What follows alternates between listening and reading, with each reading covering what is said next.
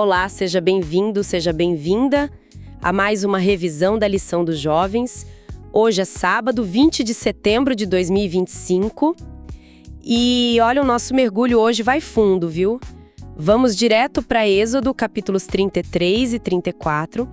O título da lição é A Glória do Senhor, bem apropriado para o que a gente vai ver. Com certeza. Um tema poderoso mesmo. A gente está num ponto assim de muita tensão na história, né? Logo depois daquele episódio terrível do bezerro de ouro. Exato. A relação de Deus com Israel estava, digamos, bem abalada. E é nesse clima que Moisés entra em cena, com aquela intercessão quase desesperada, né? E o pedido... Nossa, que pedido! O pedido para ver a glória de Deus. Isso. E aí a gente vai ver a resposta de Deus, que é surpreendente. Revela muito sobre quem ele é. Para essa conversa, a gente está usando, claro, a Bíblia, né? Êxodo 33, ali do 12 ao 23, e o capítulo 34 todo.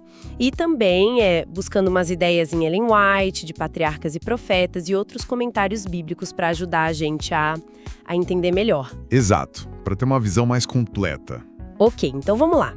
A nossa ideia aqui é tirar as lições mais fortes, mais práticas, sabe?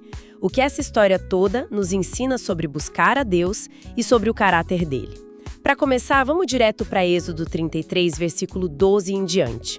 O povo tinha acabado de quebrar a aliança. Feio mesmo. Muito feio.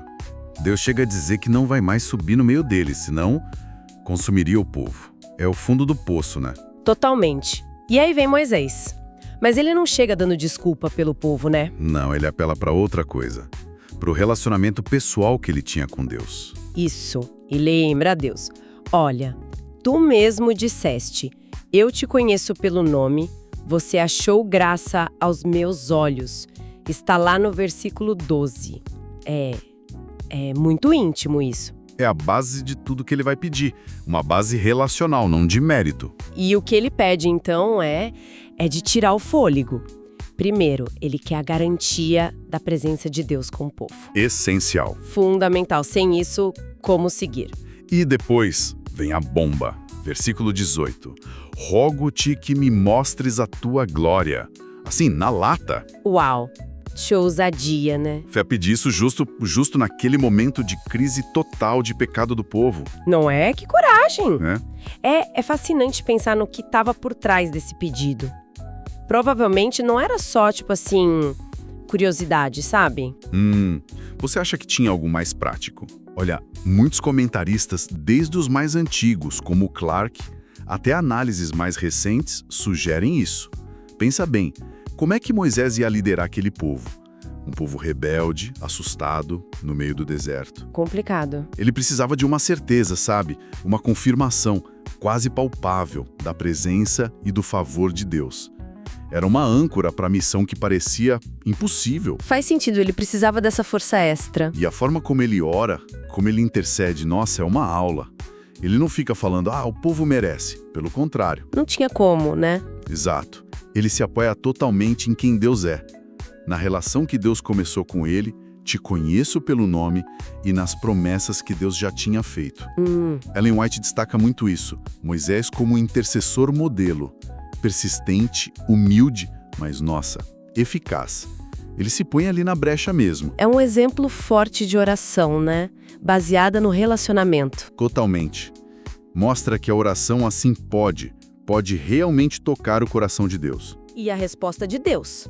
Porque Deus responde, né? Lá em Êxodo 33. Mas não é um simples sim ou não para tudo. Não mesmo. Tem camadas aí. Por um lado, Deus atende o essencial, a companhia dele. No versículo 14, ele é claro. A minha presença irá contigo e eu te darei descanso. Ah, que alívio para Moisés ouvir isso, imagina. Deve ter sido um peso tirado das costas dele. Mas, sobrever a glória, aí a coisa complica um pouco. Como assim? Deus concorda em fazer passar toda a sua bondade, a palavra hebraica é tuv, diante de Moisés. E ele vai proclamar o nome dele YHW, Senhor. Isso já é, uma revelação enorme. Sim, enorme. Mas ele põe um limite bem claro, versículo 20.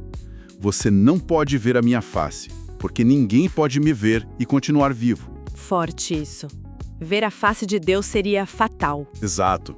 E aí vem aquela cena incrível, né? Deus esconde Moisés numa fenda de rocha. Cobre ele com a mão. Isso, enquanto a glória passa. E Moisés só pode ver as costas de Deus.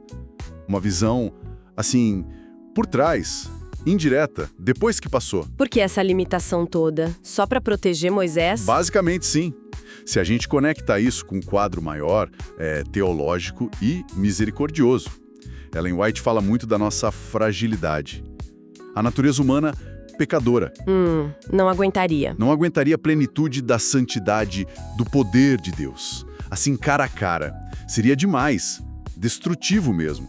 Como olhar para o sol, só que infinitamente mais intenso. Entendi. Então a limitação é por amor, na verdade. Exatamente. E Deus, na sua sabedoria, concede o máximo possível e o mais importante. Não é um show de luzes, mas a revelação da essência dele, da sua bondade, do seu caráter. Ah, então a bondade que ele promete mostrar é o caráter dele. Isso. A glória de Deus se revela fundamentalmente em quem ele é, nas suas ações, na sua natureza. Aquela visão das costas, como alguns comentaristas sugerem, é essa percepção indireta, talvez dos efeitos da presença dele. Preserva a vida e mantém o mistério divino. Então, quando Moisés pediu para ver a glória, Deus mostrou, mas mostrou o caráter, a bondade. É isso. Precisamente. Deus meio que redefine o que é ver a glória. Não é só algo visual, é um entendimento profundo de quem ele é. Misericordioso, gracioso, justo. E isso explode no capítulo 34. É para lá que a gente vai agora. Êxodo 34. Aqui as coisas ficam realmente interessantes, né? A aliança precisa ser refeita. Exato. Deus manda Moisés preparar novas tábuas de pedra, iguais às primeiras que ele quebrou lá na raiva do bezerro de ouro. O texto diz que o Senhor desceu numa nuvem. A gente quase sente a tensão, né? Totalmente. E o que acontece ali, olha, é um dos pontos altos da Bíblia toda, sem exagero. Que seria? A autoproclamação de Deus. Êxodo 34, versículos 6 e 7. É Deus falando quem ele é. O texto diz: passando o Senhor por diante dele, clamou: Senhor, Senhor Deus compassivo, clemente e longânimo, Uau. e grande em misericórdia e fidelidade, que guarda a misericórdia em 1000 gerações, que perdoa a iniquidade, a transgressão e o pecado. Muita misericórdia aí. Muita. Compaixão, clemência, paciência, amor leal, hesed, fidelidade. É uma chuva de atributos bons. É a resposta direta à crise do bezerro. É a bondade que ele prometeu mostrar. É a glória revelada no caráter. Isso não soa meio duro depois de tanta graça? É uma tensão importante, né? É. Necessária, eu diria. A revelação é completa. Deus é sim super misericordioso. Perdoa tudo quanto é tipo de erro humano, iniquidade, transgressão, pecado. Certo. Mas a misericórdia dele não apaga a justiça. Ele não pode simplesmente fingir que o pecado não aconteceu. Entende? O pecado tem consequências. Exato. E essas consequências podem sim afetar as próximas gerações. Não é que Deus castiga o neto pelo pecado do avô porque quer, mas as escolhas ruins criam um legado, um ambiente que impacta quem vem depois. Entendi. É mais um efeito dominó. Isso. Mas o ponto-chave é o equilíbrio. A misericórdia é muito maior, 1000 gerações. A consequência do pecado é real, mas limitada, terceira e quarta. Israel precisava entender isso. Um Deus de amor imenso, mas também de santidade total. Faz sentido essa complexidade.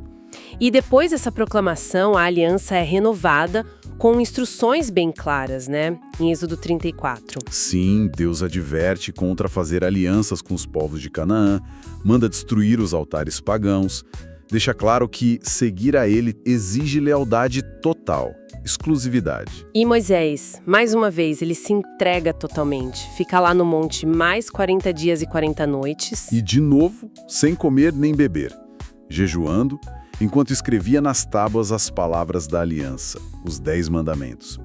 Versículo 28. É uma imersão completa. Uma entrega absurda. E essa entrega, essa imersão, tem um resultado visível. Bem dramático, aliás. Ah, a parte do rosto brilhando. Essa mesma.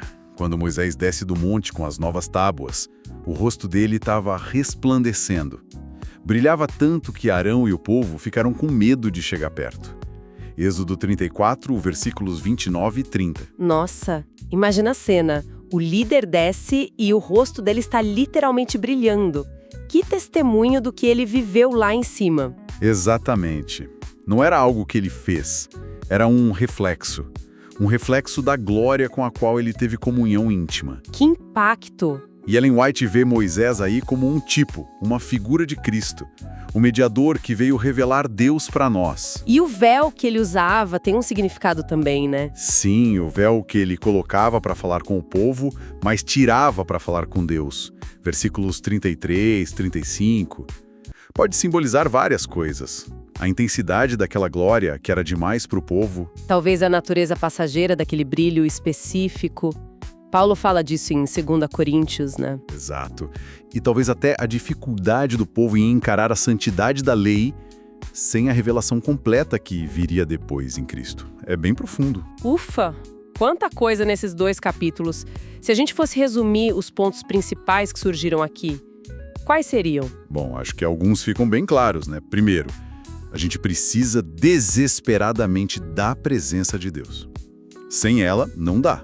Moisés sabia disso. Verdade. O que mais? Segundo, a diferença entre buscar a glória como o caráter de Deus, sua bondade, que ele revela, e a impossibilidade de ver a face dele diretamente agora. Ok. Terceiro, o poder gigante da intercessão que se apoia no relacionamento com Deus e nas promessas dele, como Moisés fez. Certo. E que mais? Quarto, a revelação do caráter de Deus lá em Êxodo 34, 6 a 7. Isso é a base da nossa fé. Misericórdia e justiça juntas. Fundamental. Quinto, a esperança na renovação da aliança. Deus está disposto a restaurar, mesmo depois de falhas feias. E sexto, a transformação visível. A comunhão com Deus muda a gente, e isso pode transparecer. O rosto de Moisés é o símbolo disso. 6 pontos fortes. E isso tudo não é só história antiga, né? Tem aplicação para hoje. Com certeza. As fontes adventistas, especialmente Ellen White, puxam muito para a prática. Por exemplo, somos chamados a ter uma vida de oração intercessora como a de Moisés. Ousada, mas humilde, clamando pelas promessas de Deus. E o desejo de conhecer mais a Deus. Também. Manter esse desejo de conhecer mais a Deus, mesmo quem já caminha há tempos.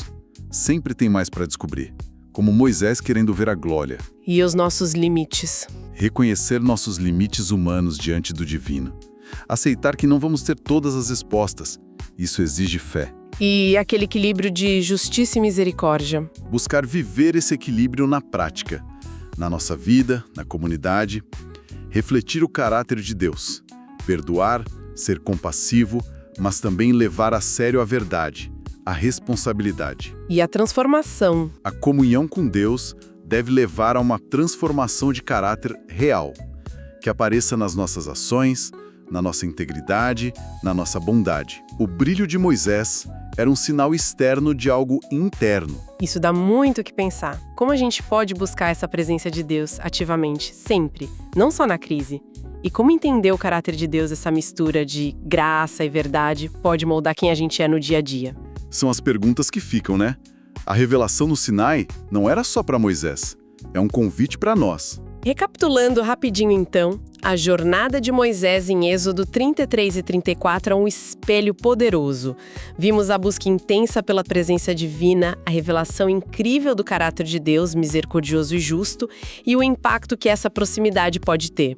Uma transformação que até brilha. E para fechar, fica uma reflexão. Pensar nesse símbolo do rosto brilhante e do véu, como isso pode falar conosco hoje. Sobre as bênçãos e os desafios de tentar refletir o caráter de Deus num mundo que nem sempre está pronto para essa luz, sabe? Viver essa luz exige sabedoria, sensibilidade, às vezes até um véu para apresentar a luz de um jeito que possa ser recebida. É algo para a gente meditar. Até amanhã no próximo estudo. Até mais!